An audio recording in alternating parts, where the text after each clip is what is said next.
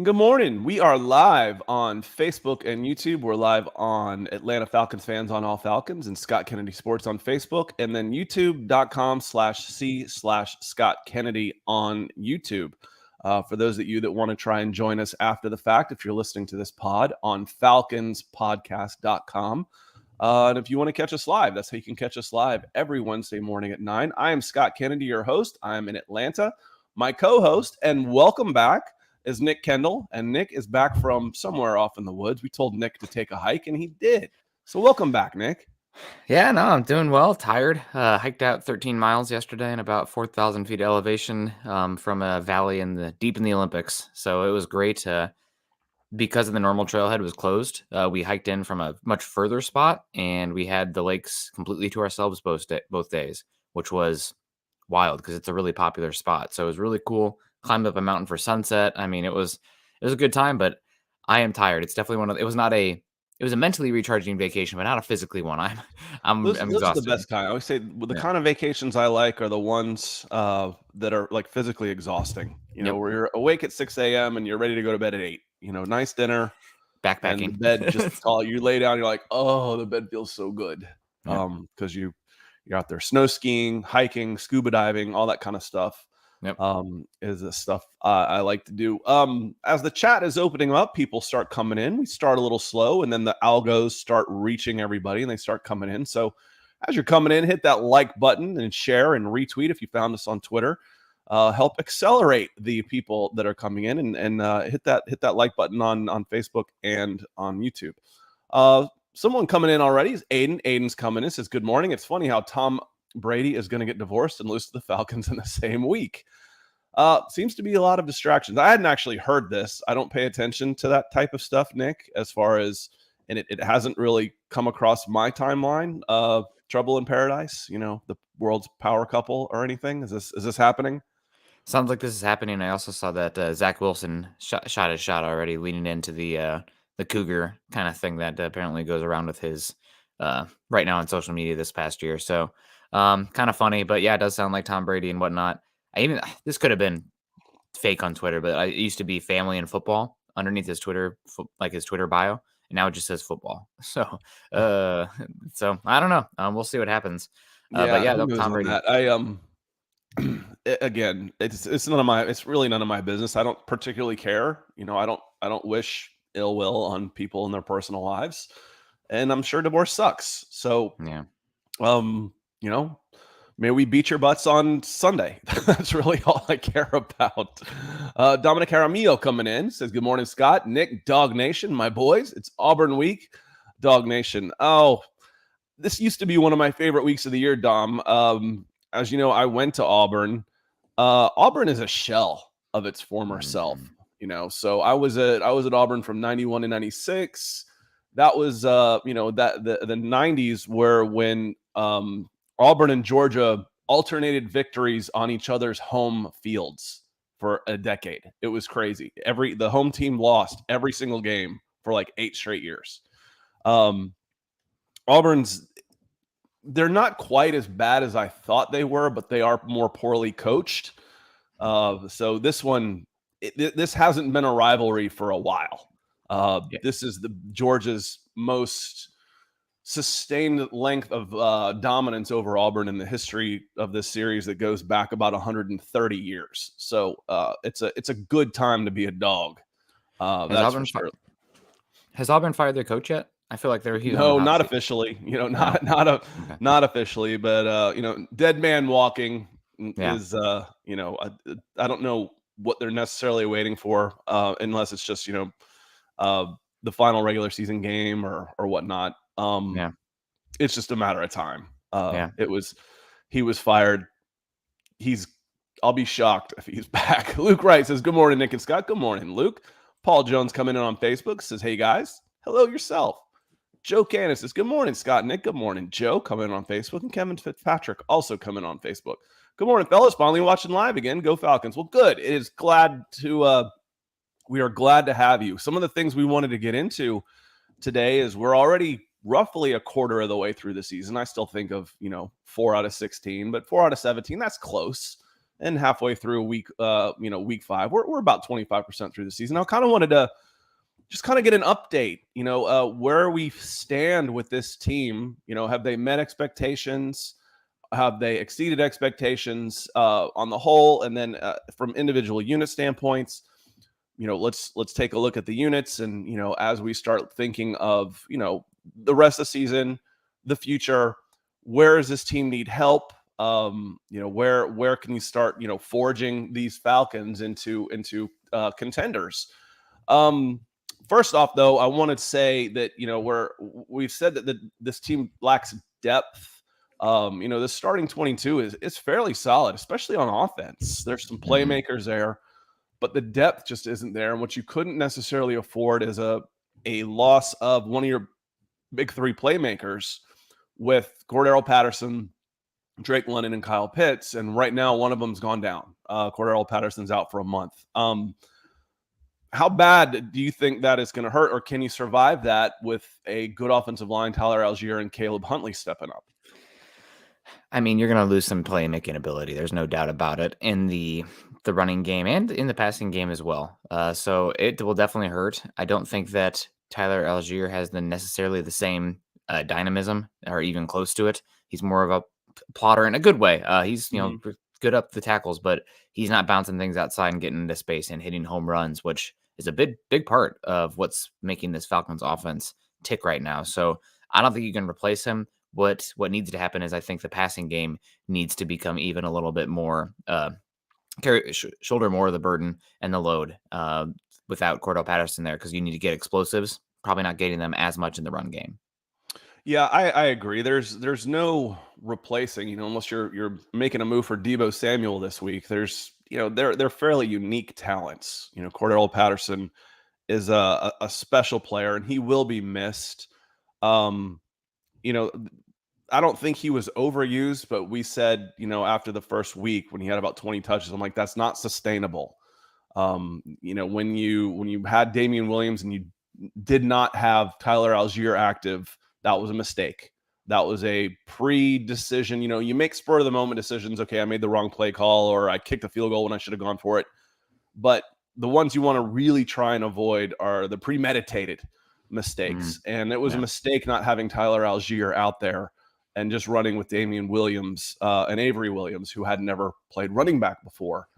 That mistake has been rectified, but you don't want 15 touches a game for Cordero Patterson. You want, unless it's, some screen passes or whatnot, but you don't want 15 carries out of the backfield, because he's going to run into punishment. It's just, he can't help himself. Yeah, it's definitely a bummer. He's going to be out for a bit. But, this is why you drafted Tyler Algier. Maybe one of these guys can step up and give you more options. And we've said all along that this season for the Falcons is about evaluating the future assets and seeing who's going to be the difference maker and carve out roles and improve for the seasons to come. And Cordell Patterson, as good as he's been, he is in such a weird journey, but he's still you'd think he's going to be bumping up on the age here for running back soon. I know he's weird because he didn't play running back the whole time, so maybe he's an outlier in that regard because he still has a lot more tread on his tires. But it's not even just age for a running back; it's just age for a human being. The quick twitch starts to go away a little bit. As you start knocking into your mid-30s, which he is. I think he's 32 this year. Could look that up, but I think he's 32. But he's also, again, he's so unique in that he's not just quick twitch; he's big. So the strength isn't going anywhere. The power in there, but he's got to be able to hold up, and hopefully he'll be back soon. But Caleb Huntley looked really good. Coming in from the practice squad, making his NFL debut. Thought he ran with good vision. One cuts, kept it very simple. It's kind of it's kind of a problem with, young guys coming in. They want to do too much. I want to show everybody what I can do. And I thought he kept it really simple. And, you don't try to do too much. Just be yourself out there. One cut, get behind your pads, run hard. And he was very, very effective. I think we're looking forward to seeing more of Caleb Huntley this weekend. Yeah, no, absolutely. We got a few more people in the chat here I want to say hello to. I can't click them, but Paul Jones already beat expectations this year. That's great to hear, Paul.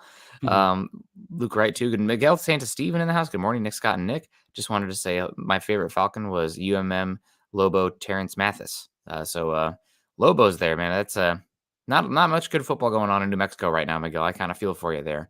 That's coming from a guy who has to watch Iowa every week right now. But Terrence is a good dude. I've got to. He was one of the camp coaches for the Nike camps that I traveled with for years, evaluating high school guys, and got to meet him. And I got to tell him, I said, one of my favorite things, it was just absolute money in the bank, was a Chris Chandler out route to Terrence Mathis. You want to talk about route running? Terrence Mathis wasn't known to fly by guys, but by God, Chris Chandler to Terrence Mathis for 12 yards on 3rd and 8 was absolutely auto-frickin-matic.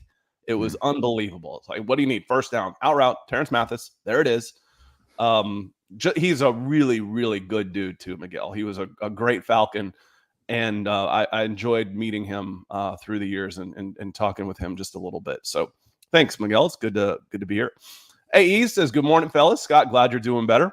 Feeling a little better. The throat is holding up a little better, and also I can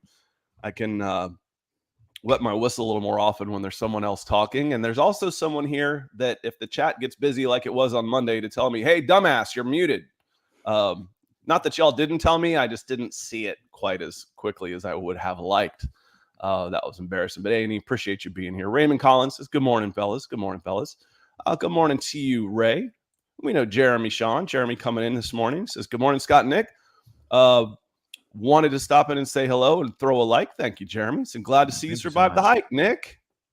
Yeah, no, it was a good time. Caught a couple trout and saw some deer, climbed a couple mountains. It was a good time. But my knees are killing me. We flew back yesterday, broke down camp at about woke up at 4:30 a.m. and got back to the car at about 2:30. So pretty good day. And Mark Turner coming on YouTube. He says, morning, guys. They signed Huntley. Yes, he has been promoted to the 53. So your active running backs on the 53-man roster right now are Avery Williams, Tyler Algier, and Caleb Huntley. That means there was a spot open. I haven't seen it be filled yet, but there was a spot open on the practice squad on the 16-man. So there was 15. There's still a spot there. As far as I know, I don't remember it being filled. I haven't seen that come across, and I try and keep an eye on those type of things. So he has done really well. He was someone we talked about immediately after the game when Denver Broncos lost a running back, that Huntley's going to be on a 53 somewhere after his performance. Someone's going to sign him off the practice squad. It was the Falcons, and good for them. Albert Knoppers coming in, says, good morning, Scott. Nick goes Broncos country, and Falcons nation, Falcons country. We're not quite as adamant about, is it nation, Falcons, fans, whatever around here. It's just all y'all. How you doing? So good morning, Albert. Paul Jones coming in, and we can start here as the chat is opening up a little bit. Lots of likes and everything coming in on Facebook, which is good to see. That Marcus Mariota has been better than I thought. I think he's been pretty close to what I thought. I don't know if he's been better, honestly. I think I expected competency. I don't know that I expected the disaster plays. It just feels like there's a missed snap, a drop ball, unforced errors, I guess is the best way to put it, that are turnover level, not just a missed throw as an unforced error, but a turnover level unforced error. Seems like one of those happens every game. And his passing wasn't good this past week. The Browns played a nice little cloud on him and opened up the running game, and Arthur Smith took advantage of it. Hell, we'll just run it down your throats. And it worked very well. So, Nick, 10 plays, 75 yards in the third quarter, all running plays for a go-ahead touchdown. That doesn't happen in the NFL. No, that's more of like a not old school, but 15 years ago, before Alabama said, we can get good wide receivers in here and throw the ball around kind of football there. We're going to run it down your throat and you're going to enjoy it. So, gotta love that. This is the team that, man, one of the best. I don't know if you probably did listen. There's a little bit on The Athletic on this, I think, episode last Thursday, where they talked about the design of the Falcons offense and just how fun it's been, and one of the best building block offenses, and just whenever they get their QB, whoever that is, it's going to be fun to go. I mean, obviously, a little maybe some tinkering in the offensive line, some more depth at wide receiver, but Arthur Smith's got them moving, and you should be really excited about that. I should know, given Broncos hired an offensive coach who apparently is going on the other end of things, heading the other direction compared to what Arthur Smith and the Falcons are doing offensively. Yeah, I think I looked it up. Let me see the stats, but the Atlanta Falcons are like top 5. It might not be quite that good, but teams, offensive leaders, they're in yards, they're towards the middle of the pack in yards, but in points, let me see. They are 1, 2, 3, 4, 5, 6, 7, 8th. They're 8th in the NFL in points scored. That's pretty darn good. You consider the changes that were made. What changes were made? You change the starting center. You lose Russell Gage, but add Drake London. And you swap out Marcus Mariota and Matt Ryan. Let me see. I think that's about it. Now you change 9 starters on defense. But going across, I'm starting to think, who else was there? You've got basically the same team, and you're up to number 9 in points scored. That's really, really impressive what they've been able to do with this roster, and a lot of it was, to their credit. Nick, we talk a lot, going to the Broncos and how they didn't necessarily address the offensive line. That's what scared me about this Falcons team. What did you do to get better on the offensive line? Well, Caleb McGarry in a contract year is one of those things. Caleb McGarry's been great. No complaints at all. He's been a plus starter, not just he's worked his way. We said if Jalen Mayfield, the left guard position, went from the worst in the league to just bad, that would be a step up. Mayfield didn't go from just bad to okay. He's been good, damned good. Yeah. And then Eli Wilkinson and Colby Gossett have played a very serviceable left guard. Yeah, no, absolutely. The unit has been probably the most surprising on this team this season. I think that's fair to say. McGarry coming into his own. I'm glad. That's why you don't quit on talent, especially at developmental positions.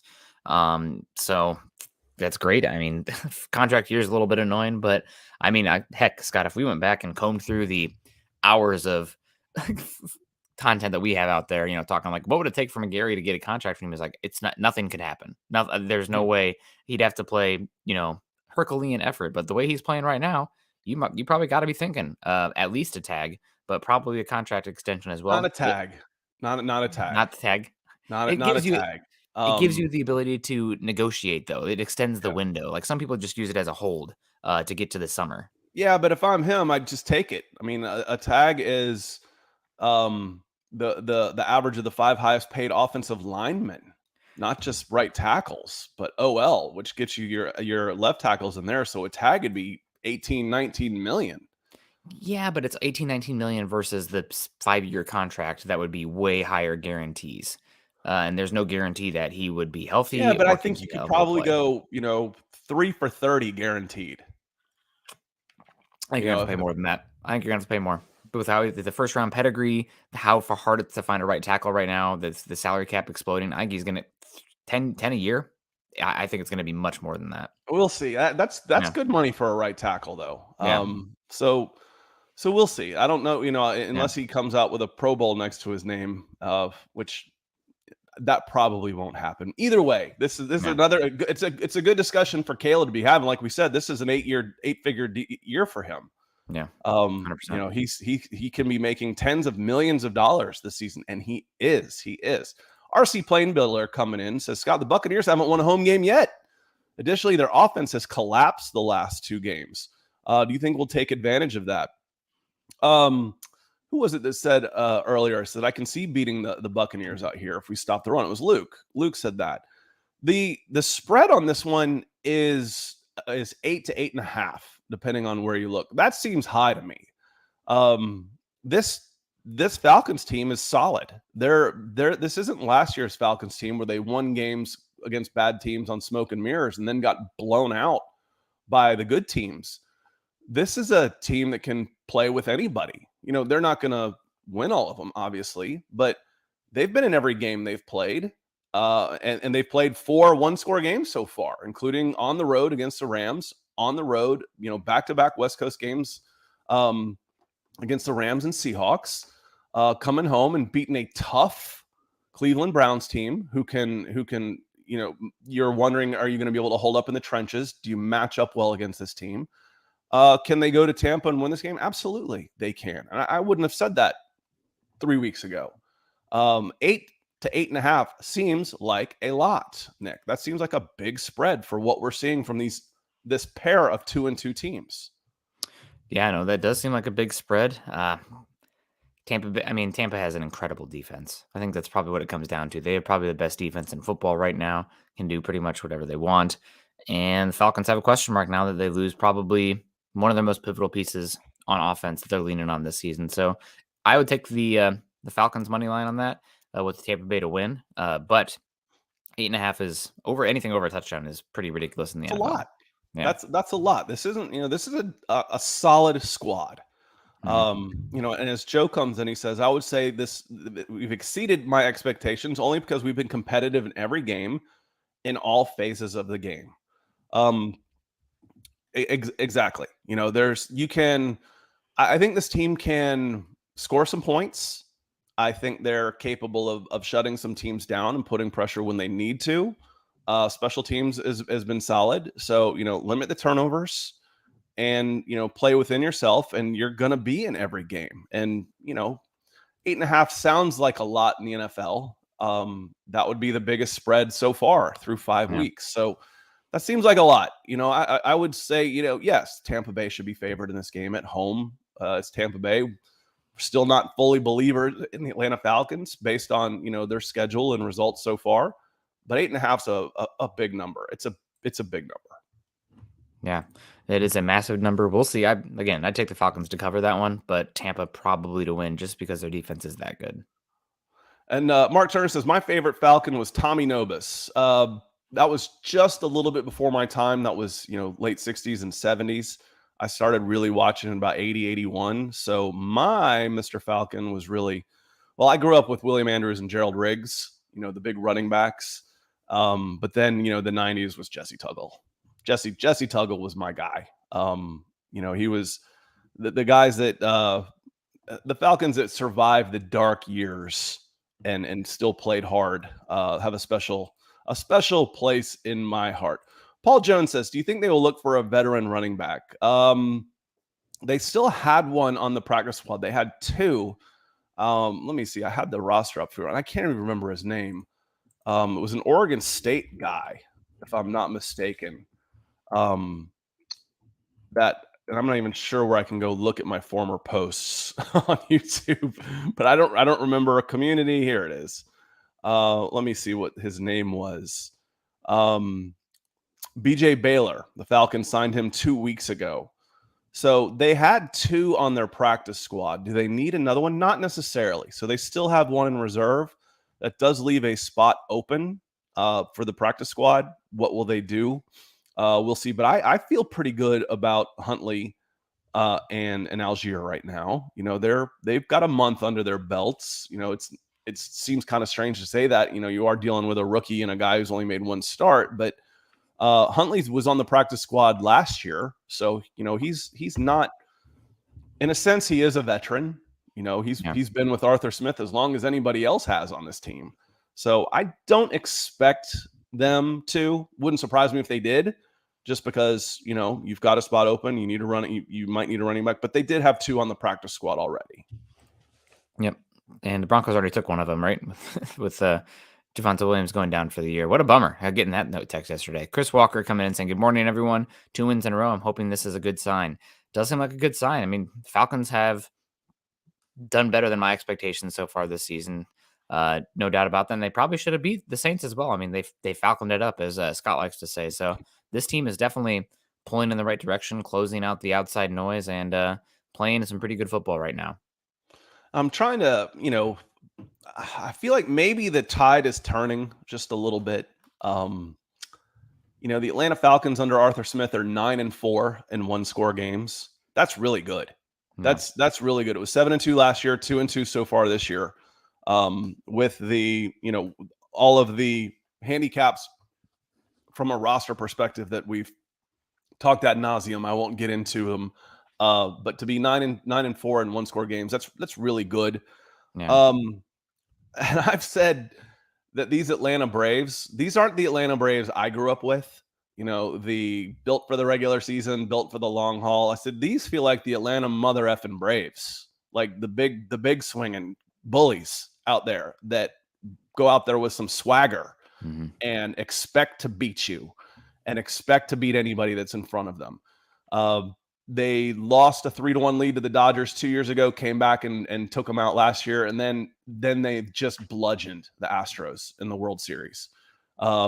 Crawled back from 10.5 games against the Mets. Yeah, it's the Mets, but this is a different Mets. This was a different Mets. The Mets had some dogs in that pitching rotation that they don't normally have. And you went up and beat Scherzer, an old nemesis. DeGrom. The Falcons are winning close games much more than they're losing at a clip much higher than the NFL. This feels different. It feels a little different to me, a little culture change, Nick. I mean, coming back and scoring 13 points in the fourth quarter to close out a Browns team that is obviously without their starting quarterback right now, but talented without a doubt on both sides of the ball. So, yeah, this is a team that's fighting right now. And I know that, we kind of a little bit against Arthur Smith's how punchy he's been, but he does seem to have them believing in the locker room. And, the media can take the lashings if the product on the field continues to overachieve and trot out what they've been putting out so far this season. I was reading some of the chat just a little bit. Kevin said, I almost don't re-sign McGarry out of spite. You'd get a nice comp pick for him. You'd probably get a third rounder for him, depending on where he goes. I get you with that, Kevin. I'm like, what took you so long? Chris Lindstrom said early, and you cannot listen to teammates talking about other teammates, especially when they play right next to him in the trenches, saying, he was saying all along that, McGarry looks great this offseason. Could be a new season for him. He's looked really great. Again, that's teammate talk. It's kind of what I expect him to say. But again,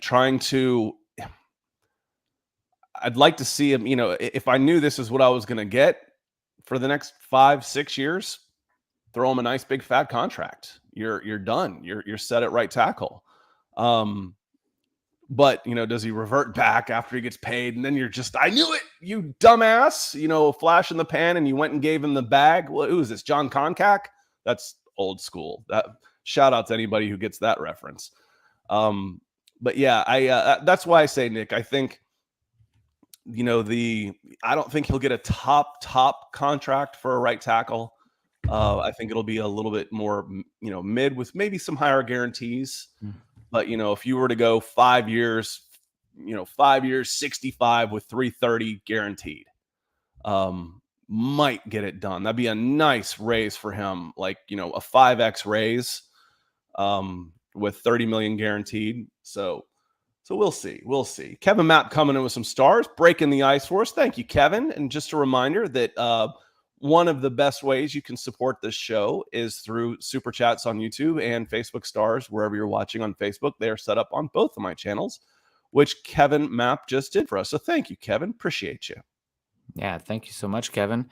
And just looking at the right tackle contracts, it's kind of a pretty steep drop-off, but Ryan Ramczyk making nearly $20 million a year. Brian O'Neill, 18.5. Lane Johnson, 18. Brandon Smith, 17.5. Taylor Moton, 17. Then a big drop to Rob Havenstein at 11.5 and Chukwuma Okorafor at 9.75. Caleb McGarry has a better pedigree, and honestly, his tape has been as good as Chukwuma Okorafor. So that was my guy for remember that was who I wanted. That Broncos. Was who I wanted targeted at right tackle was Chukwuma. Yep. So I don't know. It'll be interesting to see. I'm going to go over on the 10 million line. I maybe set it at 11. I think I'll get over that. That's where I'd start. Thanks, Kevin, coming in. Jay Tuggle's your favorite Falcon. Was Tuggle your favorite Falcon too, Scott? I feel like you. Oh yeah, Tuggle. Yeah, and he actually lives in my neighborhood now. So he's I think I've told you the story. I was up in front of at the Army All-American Bowl, the combine, the junior combine was there. There's 400 kids there, and I was giving a speech, an intro welcome here. And basically it was, don't let anybody tell you no. You're going to get told you're not fast enough, you're not big enough. But, if you believe in yourself, then walk on, go do it. There's opportunities there, go do it. And I said, my favorite football player of all time went to Valdosta State and ended up in the Pro Bowl as a former walk-on. And he's Jesse Tuggle. I said, and I go, he was this tall. And, didn't let anybody tell him no, et cetera, et cetera. Well, turns out Jesse was in the crowd because his son Justin was at that combine, and Jesse came up to me afterwards. So that was kind of cool. I was like, I didn't mean to make fun of your height, dude. And he's like, no, all good. So he's about 5'10", the Hammer. Good nickname. Good nickname. Yeah. No, absolutely. Probably a little bit before. I don't remember Jesse Tuggle very much, but my overall NFL fandom and experience really took off in the high school timeline. So he was a middle linebacker when middle linebackers were still cool. So that's Mike Singletary, that's Sam Mills. Who are some of the other big ones in there? Mecklenburg was playing at that time. It was when it was still a cool position to play. was middle linebacker when the rules were still the rules that they were, when it was still a much less of a passing league, as they opened up the offenses to really, really favor the passing game. So, and again, former walk-on at Valdosta State, 6th or 7th round pick. I don't think I think he was drafted. I don't think he was an undrafted free agent, but he might have been. And then played for the Falcons for 12 years, multiple Pro Bowls, 200 tackle seasons. Just an ass kicker. Yeah. Damn. But Chris Walker says on Facebook, he says, I think this coaching staff is a large reason they have been as good as they have been this year. The roster talent has improved, but it's still a long ways to go. It was so bad last year, though. It's going to take another year or two to be where we would like it. Several. Yeah, it's an ongoing process. And that's the thing, Chris, is, what happens, you feel like, yes, I've got the right tackle position fixed. McGarry's a free agent this year. Caleb McGarry's a free agent this year. And you could have that level, and if you don't re-sign him, you're starting over at right tackle. That's not as easy said as done. I would think a fair contract, in the neighborhood of what Nick and I are talking about, would get it done. Now it would be up to him to sustain it. Keep playing at that level, kid. Don't drop off. Don't revert back to the first 3 years in the league. You've shown you can do it. Now go do it. Yeah, no, absolutely. Thank you so much for coming in, Chris. Chris has been an OG. I feel like Chris has been with us since the dawn of this channel. So thank you for coming in, Chris, and hanging out with us. We really do appreciate you.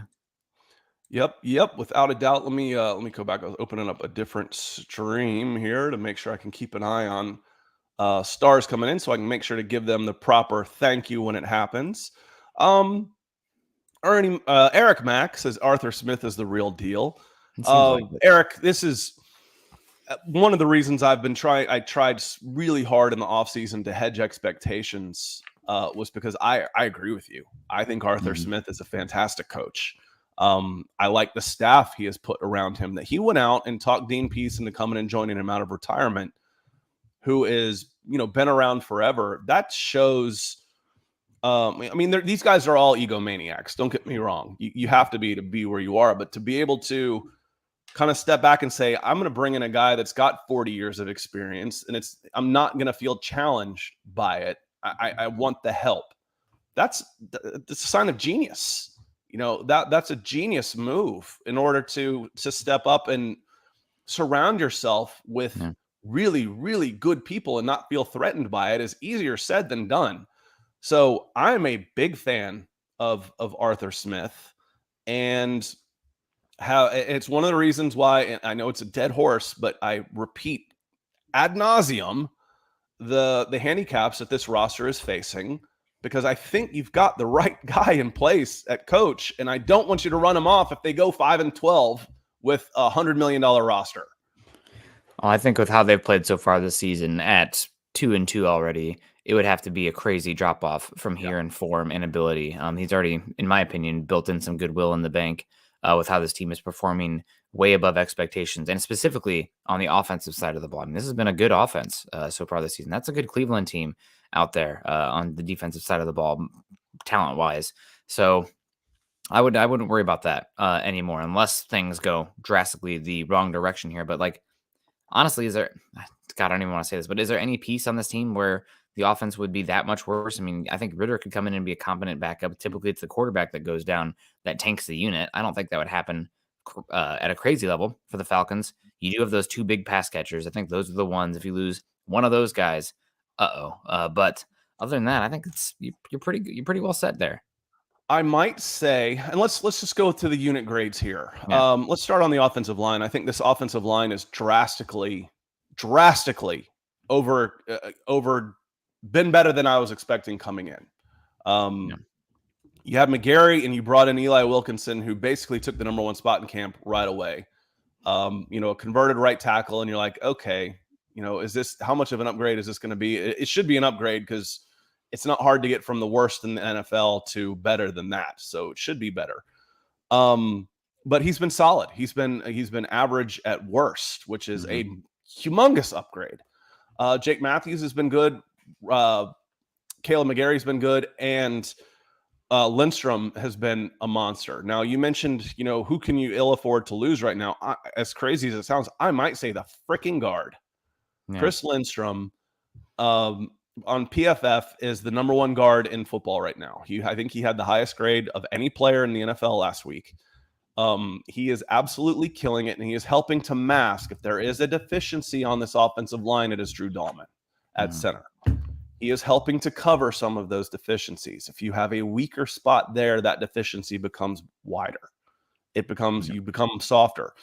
Drew Dahlman is getting knocked into the backfield 3 yards on every snap when he's head up with a defensive lineman. Stretch plays are becoming bounce wide plays because you can't make a straight line for the right tackle trying to run off the ass of the tackles because the center is getting knocked back 3 yards in and you've got to bounce it wide every time. It turns into a sweep. A stretch turns into a sweep. So maybe the most irreplaceable guy right now is Chris Lindstrom on offense, as crazy as that sounds.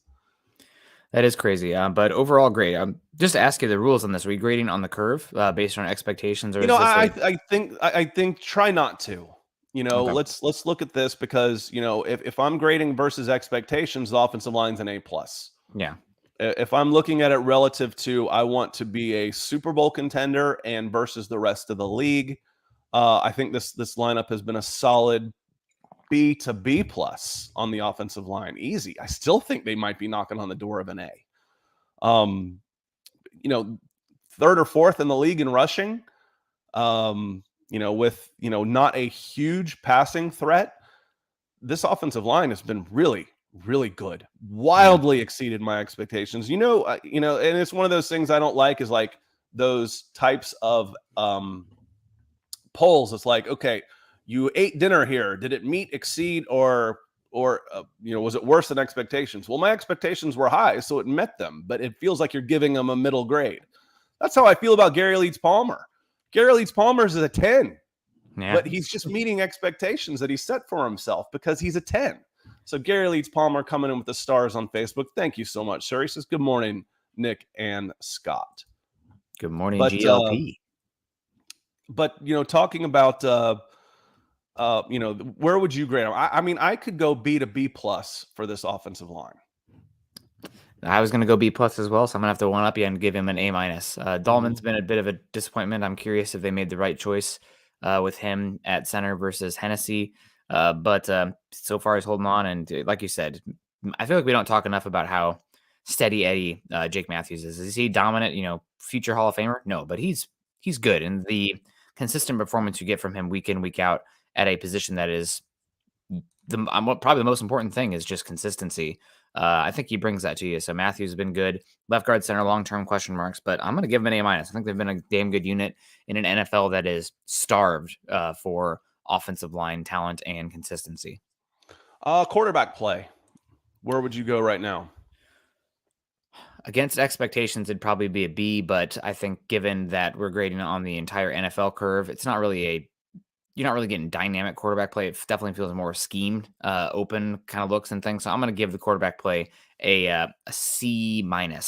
That's where I was. It's fine, but it's not great. Yeah. It's been adequate for the most part, but you're not winning games because of Marcus Mariota. It's been hold the fort. He's been okay. He hasn't been bad. He hasn't been good. He's been meh. He's shown signs of some good plays. That he's shown some bad plays. He's been mid. And it seems like we're getting pretty good. Here we are. C minus. Joe Cannon. Kevin says QB C play right there. Chris Walker agreed. So yeah, I think we're all pretty fair on that. The running back position, with Cordero Patterson, and we're not gonna grade it for what it is now, but what it's been the first month of this season. Cordero Patterson, Tyler Algier, Caleb Huntley coming in, and a little sprinkle of Avery Williams here and there. I'd probably give him a B+ with Cordell Patterson in there. They've been a good unit. Not obviously the best running back in football, and also you're not really the guys behind Cordell Patterson haven't stepped up and been like, oh my God, we don't have enough carries to give those guys. So I'm going to give them a B+ right now. It's going to dip a good bit with Cordell Patterson out, unfortunately. But through 4 games, I think a B+ is about solid. Yeah, Joe Cannon goes A, Kevin goes B+. I'd go A- on this one. Cordell Patterson was 350 yards or so. He was top 5 in the league. I mentioned I thought it was a personnel mistake in the week 1 to not have Tyler Algier active. And we might have seen better running back play in the first week, but that wasn't on the running backs. That was on that. Like I said, that was a premeditated decision that I believe was a mistake. He should have been active. Again, Damian Williams to me hasn't shown enough that you can go into the game with 2. Especially when Cordero Patterson, you don't want him to be your number 1 all the time. I don't want him carrying the ball 20 times a game. So I go A- there. And speaking of running backs, Kenny Booker comes in, KB82 coming in green. Appreciate the super chat, Kenneth. He said, should Denver have kicked the tires on Kareem Hunt trade as a 1-year rental since you requested a trade from the Browns this year? Does a 4th get that deal done? Do you think you were able to get a 4th for a Kareem Hunt? Probably. I think that actually does make some sense there. The issue is you're bringing in not just Kareem Hunt, but the domestic violence issue that was caught on camera with him as well that caused him to be released in the first place. Going to carry that around with him for a bit. Not that people don't deserve second chances, but I'm not the one in position. I'm glad I'm not the one in position to say that he deserves it or not. So 4th probably would get it done, especially if Cleveland loses again here soon. They might be looking to add some pieces that they gave up for Deshaun Watson. But I don't know. It definitely leaves a bad taste in your mouth. Yeah, and can you do it now? A 4th now, maybe. I don't know that they're in a position where they can start subtracting from their team. Cleveland is the problem, and you wouldn't have done it at the beginning of the season because you already had 3 running backs that were well paid. So you're not making that trade beforehand, and now you've got 5 draft picks for the Denver Broncos. Now I don't know that you want to trade away one of your 4s. So yeah. It'd be tough. It's tough to make a trade right now. And again, you've already dumped so much money into RB2 and RB3. I don't know. I mean, do you live with that mistake? Was it a mistake? But I've been bagging on this for 6 months about the overspending at those two at that position at RB2 and RB3 it's been too much money. Now do you follow that up with now throwing more draft capital at the running back position? I don't know. Let's see here. Kevin Matt, we're talking wide receiver. I was going to go tight end first. About tight end, that becomes an interesting one, Nick. Tight end grades. You got Parker Hesse, you got Kyle Pitts. If you look at what and for the running backs, throw in Keith Smith, who's been really good as a fullback when he's out there. So I got no problem with an A- for running backs with the Atlanta Falcons because Keith Smith at fullback's been a beast. Yeah. Tight end. B-.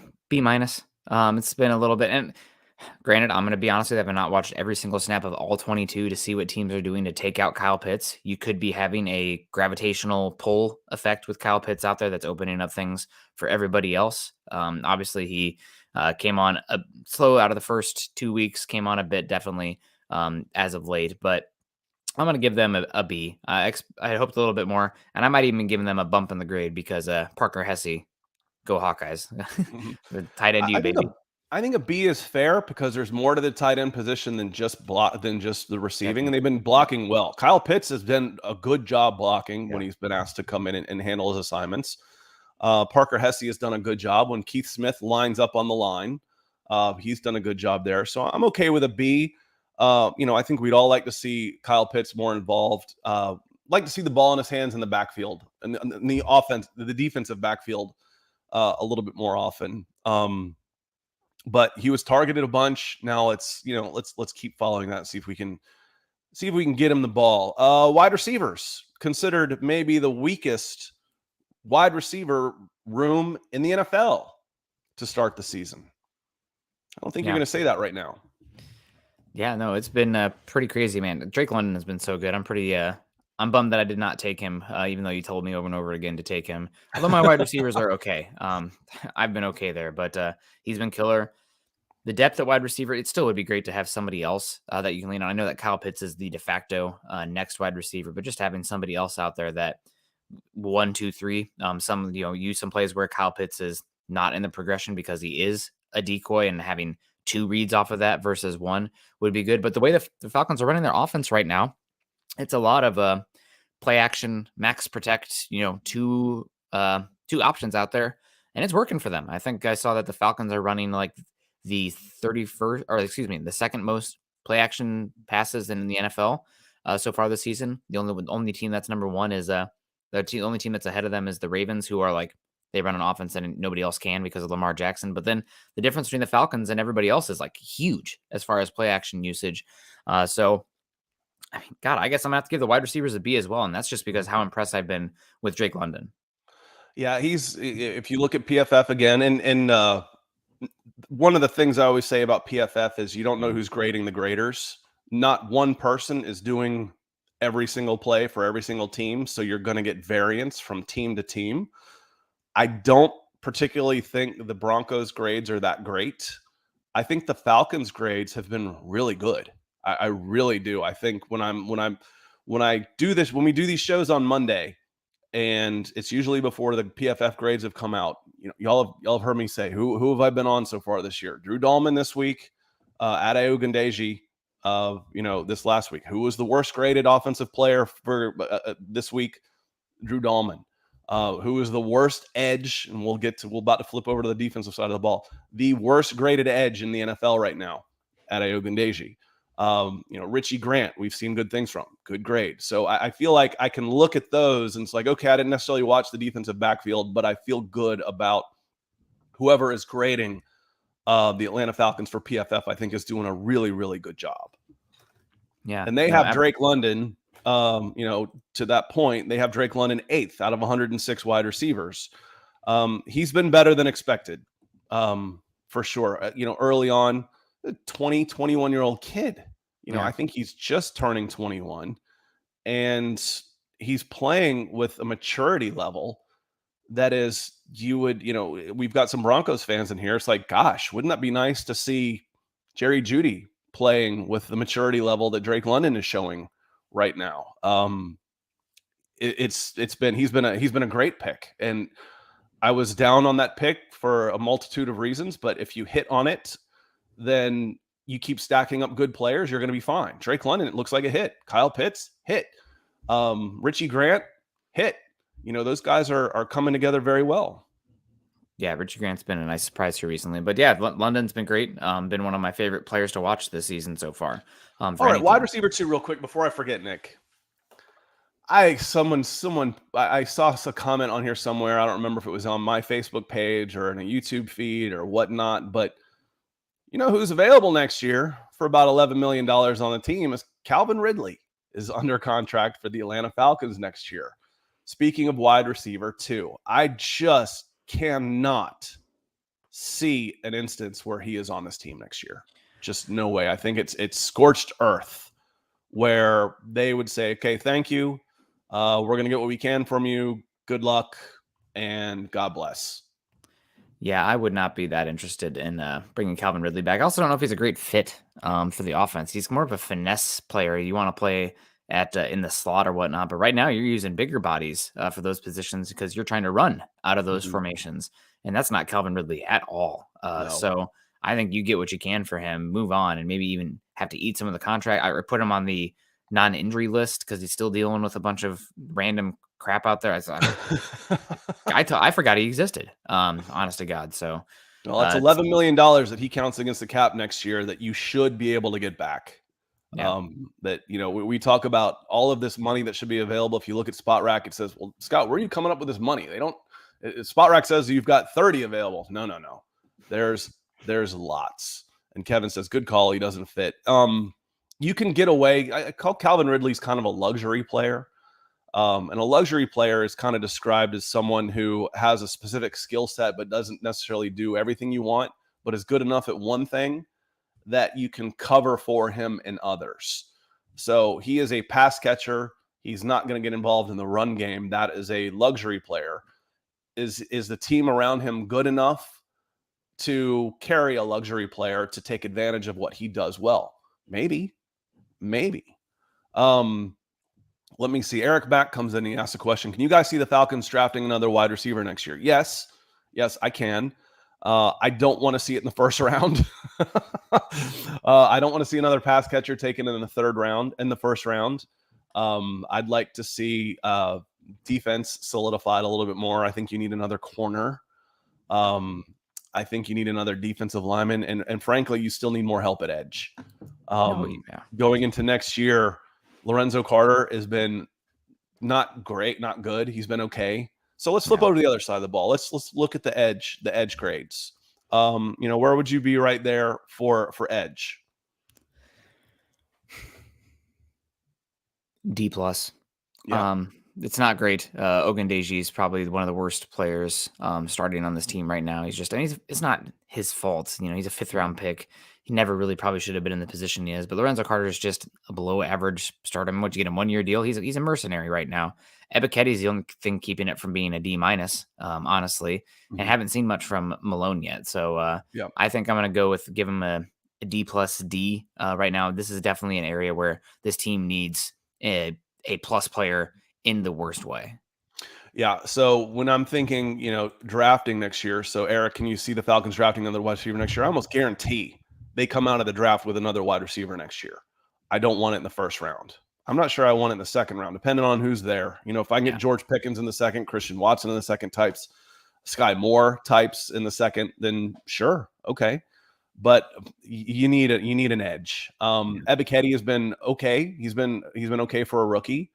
Probably not what I would consider a plus NFL starter. But again, the bar was set so low that it has improved. The edge position has gone from F. There's Fs.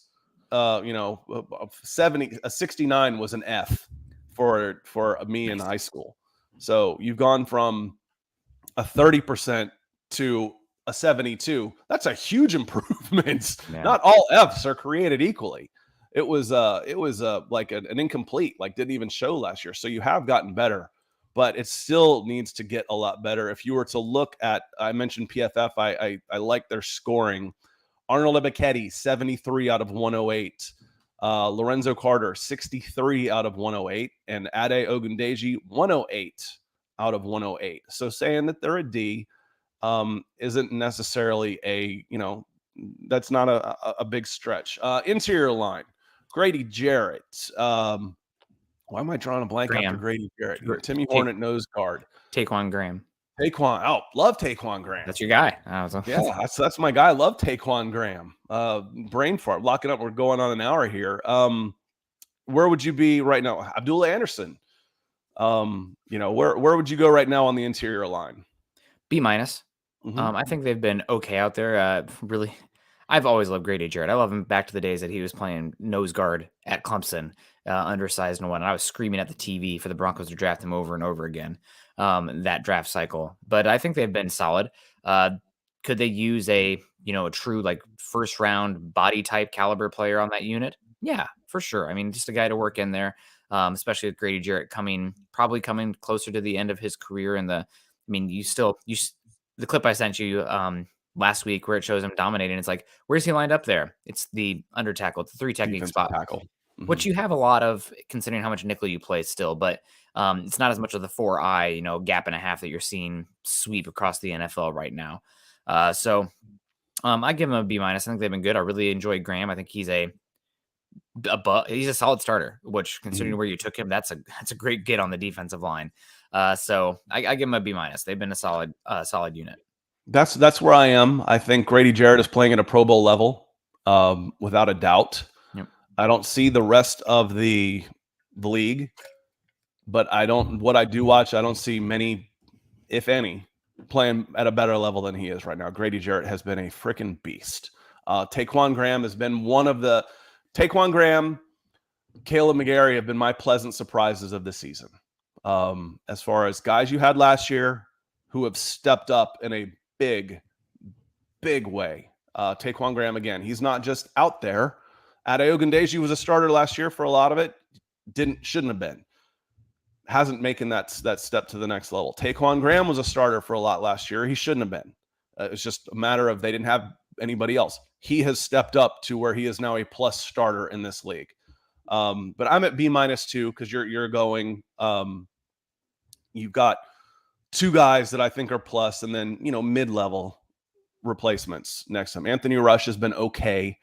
If you look at PFF, they don't even think okay is the right way to go. He's at 101 out of 124 with Timmy Horn 111 out of 124. Is Marlon Davidson ever going to play on this team? He's eligible to come off IR. I'm not counting on it. Let's move to linebacker. Speaking of eligible to come off IR soon, Deion Jones, does he play for this team again? I've said I have my doubts, but the guys that are there, Michael Walker, Rashaan Evans, Troy Anderson at linebacker. C-. It's been pretty average out there. There's been a few good plays there from Evans and Walker, but nothing really dynamic or consistent out there. They're just kind of meh. They're probably the least notable unit out there, which, I mean, they're linebackers in the year 2022, so that's not the most shocking thing in the world, but I give them probably a C-. I've just not been super impressed with them. Excited that Troy Anderson's getting a little bit more and more as we continue along. 2023, though, will be the year where we're really kind of figuring out what the Troy Anderson experience is going to be like. So for now, Evans and Walker holding it down. They're fine. I'll give them a C-. I was going C to C+. Like I said, they've been fine. Nothing too, no big difference level plays. They've been doing a job. And considering how much money you are paying into that and where they're, if you think how much money is in your linebacker room with Deion Jones, with Debo, that you're able to do a job for hardly any money at all is solid. You've got your money tied up other places. Hopefully you can sprinkle that money around a little bit. So I'm going to split up the defensive backs and go safety. Yeah. Safety. Man, if you talk about surprises this season, Caleb McGarry is getting a lot of the hype, but for me, Richie Grant, there's another pleasant surprise. Yeah, he was horrible last year. Let's just call it as it was. He was not very good, missing tackles. Now, granted, he is the safety, and how the safety looks is very dependent on what's in front of them, and it was bad in front of him last year. So Richie Grant's really stepped up. I'm going to give the safeties a C+. I think that Grant has been good. On the other end, though, Jalen Hawkins has been not good, in my opinion, from what I've seen. So I'm going to give them a C+. Yeah, Jalen Hawkins has been some hot and cold. He's been okay. Richie Grant, I do think, has been good. And then on the corners, the cornerback position, the two main guys there have been, AJ Terrell and Casey Hayward. Yeah, I feel like Terrell's been fine this season. It doesn't seem like it's like the dominance that was last year now, but the rest of the defense is better around him. So I don't know. We'll see. It's only 4 games too. I'm going to give them a C+ as well. I think that Terrell has been good, but outside of him, you really need some more cornerback depth. Luckily, the AFC South is not a bevy of electric passing offenses right now. With Tom Brady, it's kind of seemed like maybe Giselle was the source of his power. Bringing it full circle here, but I'll give them. We'd like to find out. Let me see. Yeah. Let me see if I. No, just kidding. My wife's around here somewhere. Yeah, I think right now, edge and corner. If I'm looking, where does this team need the most help? We're talking about forging the Falcons. If I've got a first round pick, I'd probably want it at pass rush or a corner opposite AJ Terrell. AJ Terrell, it's kind of like when you're a closer at the beginning of the season and you give up a couple runs. It's hard to work your ERA down. AJ Terrell had good coverage against Michael Thomas. Jameis Winston threw perfect passes, and Michael Thomas made great plays. That happens. That's indefensible. AJ Terrell he's been good. He's still been good. Casey Hayward has been a little bit of a disappointment to me, but I think he's working his way in. I think he's playing better and better every week. Mike Ford has been better than I expected because I didn't expect anything. When I watched him in the preseason, he was bad. I was actually a little surprised he made the roster. Isaiah Oliver has had another month to get healthy, so hopefully he will come back and he can contribute. And this team's still knocking on the door of the playoffs, hanging around 500. And when Isaiah Oliver comes back, he can be a big contributor. And Thea coming in says, we need Debo, but he's probably not staying. Oh, he's definitely not staying. There's zero chance Deion Jones is on this team next year. My wonder is, do they even want him on the field this year? That's the look I got. I mean, how do you play the final preseason game when nobody plays, and then you put him on the shelf immediately afterwards? Like, no, sorry, you weren't ready. Not only you weren't ready, you're not ready to go for another 5 weeks. What? If it was that close, they wouldn't have risked him. If this was a prime asset, if this was somebody you were counting on, they wouldn't have risked him in week 3. This was week 3 of the preseason to see what you got out of him. And then they said, nope, never mind. We don't even want you around. We don't even want you around for the next month. So I'm not convinced Deion Jones suits up and we see him on the field again. Be happy to be wrong about that. He has got speed that he's got playmaking ability that this team lacks on defense. But I don't know that he's got it here. I don't know that if he's got the want to right now. I think he wants to be somewhere else.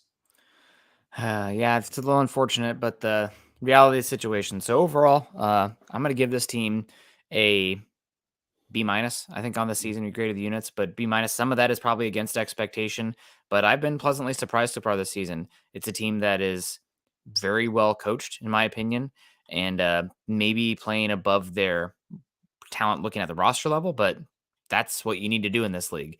So far I've been pretty impressed. And shout out to Arthur Smith and Dean Peace, both, I think, maximizing this team. Could easily be 3-1. They're not. But hey, man, if the Tampa Bay Buccaneers are faltering a bit, is the AFC South might be up there for grabs. So why not? The NFC South. NFC South, excuse me. NFC South might be up for grabs. Why not? I mean, Panthers are bad. Don't really think the Saints are that good either. Why not? Yeah, let's look at just the schedule again real quick, and then we'll get out of here. Hopefully this won't autoplay an ad as I click on this. But you're 2-2 at Buccaneers. Okay, you're not going to be favored in there. 49ers at home. The 49ers they might be the best defense you're going to face, but they're beatable because their offense isn't anything special. At Cincinnati, who knows what we're going to get with Cincinnati? That's not unwinnable. Panthers, I think you could sweep the damn Panthers. That one's at home on the 30th, Halloween weekend.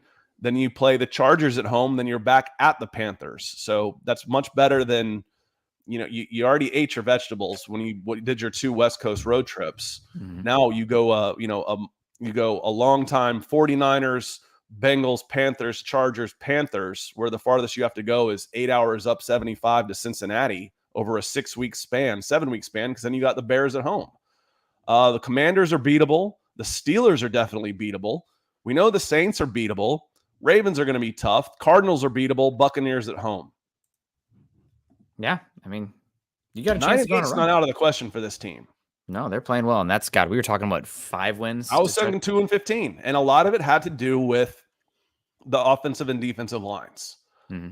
And again, they have wildly exceeded my expectations based on the lack of personnel changes. And that is a credit to the coaching staff. That is a credit to the players themselves. And, good for them. Because we're having the same conversation with the Denver Broncos right now. Why is this team faltering? Because your offensive line sucked and you didn't make any changes. Okay, well, they've gotten worse on the OL. The Falcons' offensive line sucked and they didn't make any changes, and they have taken a wild leap forward. Yeah. They made some change. I mean, they had 2 new starters. Yeah. Eli Wilkinson at left guard and Drew Dahlman at center. But Drew Dahlman was there last year, second-year player, and Eli Wilkinson's a repurposed right tackle. Going in, you're not expecting that to be what you've got, and that is a credit to this team. Good for them. Yep. And John Pope coming in and saying, I just want to see Ritter. Falcons keep playing well. I mean, there's not going to be a switch made. You're 2-2 right now on a 2-game win streak. The only game where you were severely outmatched was that the Rams game, and you came back and fought in that one. So I don't know. I'd just enjoy the ride right now. The future doesn't have to start too soon. It's like what they say to kids: don't grow up too fast. Enjoy right now. Yeah, it's again 7 of 19 with a 41 quarterback rating, and you get the win on 7 passes completed. You might see him. Despite the win, you might see Ritter. We'll see. It's Aiden Munden on All Falcons will have an article up here in the next hour or so about is it time to see Ritter, and he breaks down some of the reasons why. On that note, we are going to break it down and get out of here. I want to say thank you to our super chat superstars, KB82 on YouTube, Gary Leeds Palmer on Facebook, and Kevin Mapp on Facebook. Thank you for the support, gentlemen. We certainly appreciate it. We will be back on Mile High Huddle tomorrow. Nick and I haven't talked Broncos for breakfast, and by God, there has been a lot that has gone on since Nick and I were doing a Broncos show. And it will be a preview of Colts and our old buddy Matt Ryan, who is got the Sharks circling in Indianapolis as that team's about ready to go down the drain. We'll have some Thursday night football where we get to watch Matt Ryan and the Colts take on the Broncos. And then we will be back on Monday on this channel to talk Buccaneers Falcons. And who knows? Any final thoughts before we get out of here? It's been a good quarter of the season so far for the Falcons. Excited to see what comes next. And so far, I think this team's going in the right direction. And that's pretty much all. That was our hope for the season. Move in the right direction.